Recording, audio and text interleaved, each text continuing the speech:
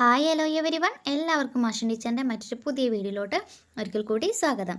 ഇന്ന് ടീച്ചർ എത്തിയിട്ടുള്ളത് 4ാം ക്ലാസ്സിലെ കൂട്ടുകാരുടെ ഗണിതം പരീക്ഷയുടെ ചോദ്യങ്ങളും അവയ്ക്കുള്ള ഉത്തരങ്ങളുമായിട്ടാണ്. അപ്പോൾ നമുക്ക് ഒട്ടും തന്നെ സമയം കളയാതെ വേഗം നമ്മുടെ പരീക്ഷയിലോട്ട് പോകാം. അതിലോട്ട് പോകുന്നതിന് മുന്നേയായിട്ട് നമ്മുടെ ചാനൽ ആദ്യമായിട്ട് കാണുന്ന മക്കളുണ്ടെങ്കിൽ ചാനൽ ഒന്ന് സബ്സ്ക്രൈബ് ചെയ്യാൻ, വീഡിയോ കൂട്ടുകാർക്ക് യൂസ്ഫുൾ ആയിട്ട് തോന്നുകയാണെങ്കിൽ നിങ്ങളുടെ മറ്റു കൂട്ടുകാർക്ക് കൂടി ഷെയർ ചെയ്ത് കൊടുക്കാനായിട്ട് മറക്കരുതേ. ഓക്കെ മക്കളെ, അപ്പോൾ നമുക്ക് ഗണിതത്തിലെ ആദ്യത്തെ പ്രവർത്തനം എന്താണെന്ന് നോക്കിയിട്ട് വരാം. പ്രവർത്തനം 1.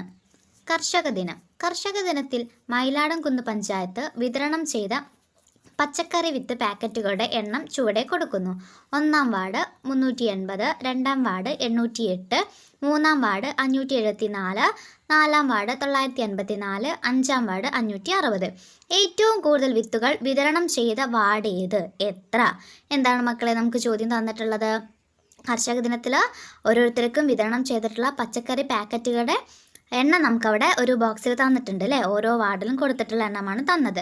അപ്പോൾ നമ്മൾ ചോദിച്ച ചോദ്യം ഇതാണ്: ഏറ്റവും കൂടുതൽ വിത്തുകൾ വിതരണം ചെയ്ത വാർഡ് ഏതാണെന്നും എത്ര വിത്തുകളാണ് അവിടെ വിതരണം ചെയ്തത് എന്നതുമാണ് കേട്ടോ. ഓക്കെ മക്കളെ, അപ്പോൾ നോക്കിക്കേ, ഏത് വാർഡിലാണ് ഏറ്റവും കൂടുതൽ എണ്ണം വിത്ത് വിതരണം ചെയ്തിട്ടുള്ളത്? 4-ാം വാർഡിൽ നോക്കിക്കേ. 4-ാം വാർഡിൽ എത്ര വിത്തുകളുണ്ട്?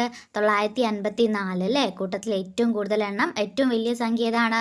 954 ആണ് അല്ലേ. അതായത് 4-ാം വാർഡിലാണ് ഏറ്റവും കൂടുതൽ വിത്ത് വിതരണം ചെയ്തിട്ടുള്ളത്. എത്രയാണ്? 954. അതും കൂടി തന്നിട്ടുള്ള ബോക്സിൽ മക്കൾ എഴുതണം കേട്ടോ. അതിൽ തന്നെയുള്ള ബി ക്വസ്റ്റ്യൻ നോക്കൂ. ഏറ്റവും കുറവ് വിത്തുകൾ വിതരണം ചെയ്ത വാർഡ് ഏത്? എത്ര? ഏറ്റവും കുറവ് വിത്ത് വിതരണം ചെയ്തിട്ടുള്ള വാർഡ് ഏതാണെന്നും അതുപോലെ തന്നെ അവിടെ എത്ര വിത്തുകളാണ് വിതരണം ചെയ്തിട്ടുള്ളത് എന്നതാണ് ചോദിച്ചിട്ടുള്ളത്. മക്കൾ 1-ാം വാർഡ് ഒന്ന് നോക്കിക്കേ. അവിടെ എത്ര വിത്തുകളേ ഉള്ളൂ? 380 വിത്തുകൾ മാത്രമേ വിതരണം ചെയ്തിട്ടുള്ളൂ അല്ലേ. കൂട്ടത്തിൽ ഏറ്റവും ചെറിയ സംഖ്യ അതല്ലേ. അപ്പം ഉത്തരം ഏതാണ് വരുന്നത്? 1-ാം വാർഡാണ് അല്ലേ. അതോടൊപ്പം തന്നെ അവിടെ വിതരണം ചെയ്തിട്ടുള്ള വിത്തുകളുടെ എണ്ണം കൂടി മക്കൾ തന്നിട്ടുള്ള കോളത്തിൽ എഴുതണം കേട്ടോ. എത്രയാണ്? 380 എന്ന് എഴുതണം. ഓക്കെ മക്കളെ, അടുത്ത ക്വസ്റ്റ്യൻ നോക്കൂ. വിതരണം ചെയ്ത പാക്കറ്റുകളുടെ എണ്ണം ചെറുതിൽ നിന്ന് വലുതിലേക്ക് ക്രമീകരിക്കുക. എന്താണ് മക്കളെ പറഞ്ഞിട്ടുള്ളത്? പാക്കറ്റുകളുടെ എണ്ണം ചെറുതിൽ നിന്ന് വലുതിലോട്ട് ക്രമപ്പെടുത്തി എഴുതാനാണ്. അപ്പം ആദ്യം ഏറ്റവും ഫസ്റ്റിൽ വരെ ഏതാണ്?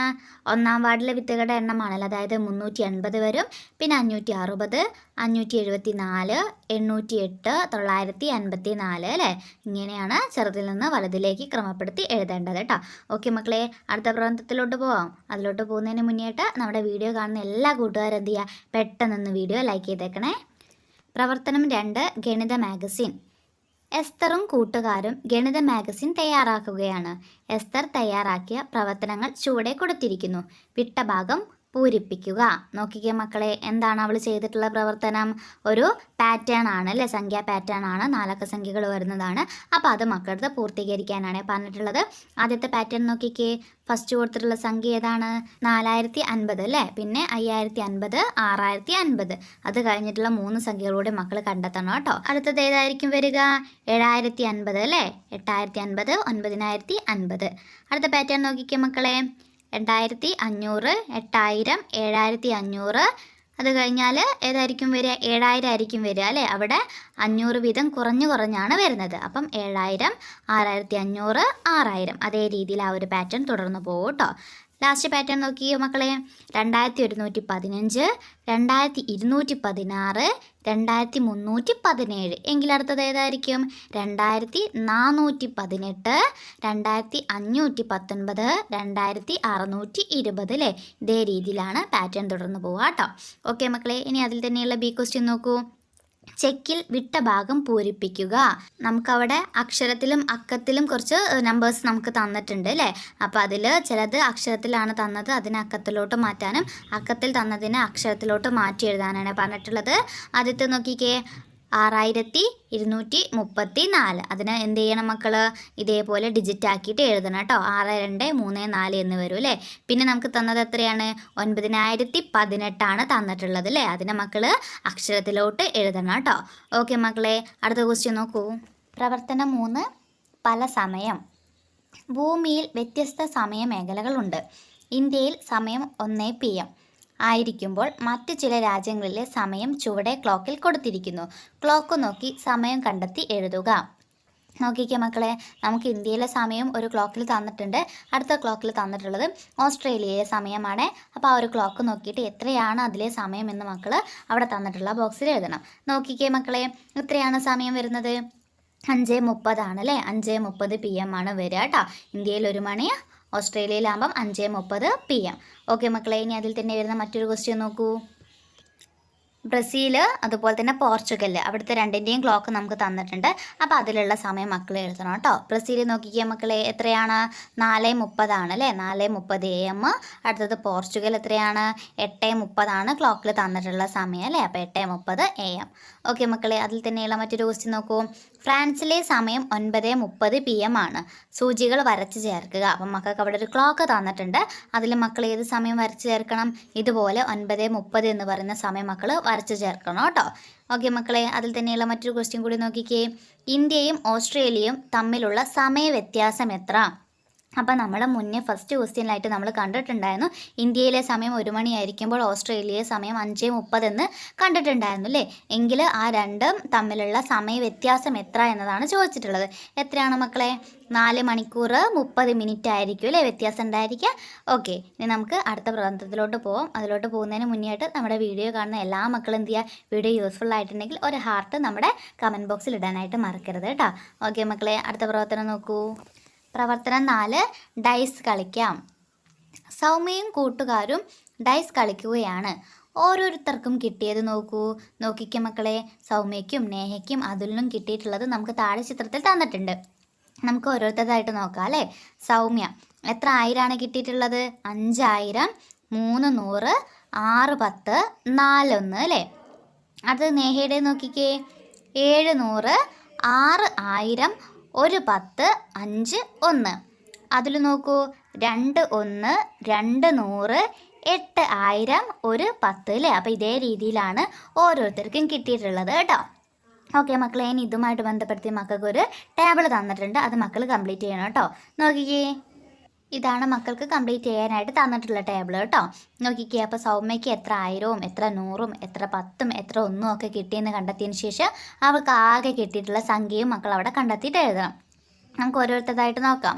സൗമ്യ 5000, 300, 610, 41. അപ്പോൾ അവർക്ക് കിട്ടിയ സംഖ്യ എത്രയായിരിക്കും?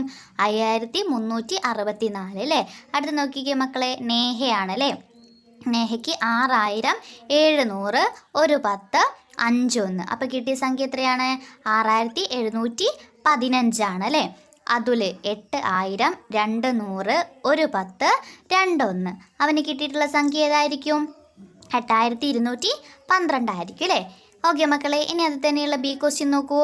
ഏറ്റവും വലിയ സംഖ്യ കിട്ടിയത് ആർക്ക്? ആർക്കാണ് മക്കളെ ഏറ്റവും വലിയ സംഖ്യ കിട്ടിയിട്ടുള്ളത്?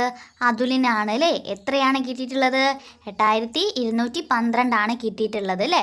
ബാക്കിയുള്ളവർക്ക് അതിനേക്കാൾ കുറവാണ്. ഇനി അതിൽ തന്നെയുള്ള മറ്റൊരു ചോദ്യം നോക്കിക്കേ. സൗമ്യയ്ക്ക് ആയിരങ്ങളുടെ സ്ഥാനത്ത് 2 ആയിരുന്നെങ്കിൽ ഏത് സംഖ്യ കിട്ടും? ഇപ്പം നമ്മുടെ സൗമ്യയ്ക്ക് ആയിരങ്ങളുടെ സ്ഥാനത്ത് 5 ആണുള്ളത് അല്ലേ? അപ്പം നമുക്ക് കിട്ടിയ സംഖ്യ ഏതാണ്? 5364. അപ്പോൾ 1000ൻ്റെ സ്ഥാനത്ത് 2 ആയിരുന്നെങ്കിൽ അവൾക്ക് ഏതായിരിക്കും കിട്ടുക എന്നതാണ് ചോദിച്ചിട്ടുള്ളത് കേട്ടോ. എത്രയായിരിക്കും കിട്ടുക? 2364 ആണല്ലേ? 5ൻ്റെ സ്ഥാനത്ത് മാറിയിട്ട് 2 മാറും. അപ്പം അവൾക്ക് കിട്ടും എത്ര? 2364 അല്ലേ? ഓക്കെ മക്കളെ, വളരെ ഈസി ആയിട്ടുള്ളൊരു ആക്ടിവിറ്റി ആയിരുന്നു അല്ലേ? അടുത്ത ക്വസ്റ്റ്യൻ നോക്കൂ. പ്രവർത്തനം 5, കലണ്ടർ പൂർത്തിയാക്കാം. തന്നിരിക്കുന്ന കലണ്ടർ പൂർത്തിയാക്കുക. മക്കൾക്ക് അവിടെ ഒരു കലണ്ടറിൻ്റെ ചിത്രം തന്നിട്ടുണ്ട് അല്ലേ? ജനുവരി മാസം 2023 കലണ്ടറാണ് നമുക്ക് തന്നിട്ടുള്ളത്. അപ്പോൾ അതിൽ കളങ്ങളൊക്കെ ഒരുപാട് മിസ്സിങ് ആണ് അല്ലേ?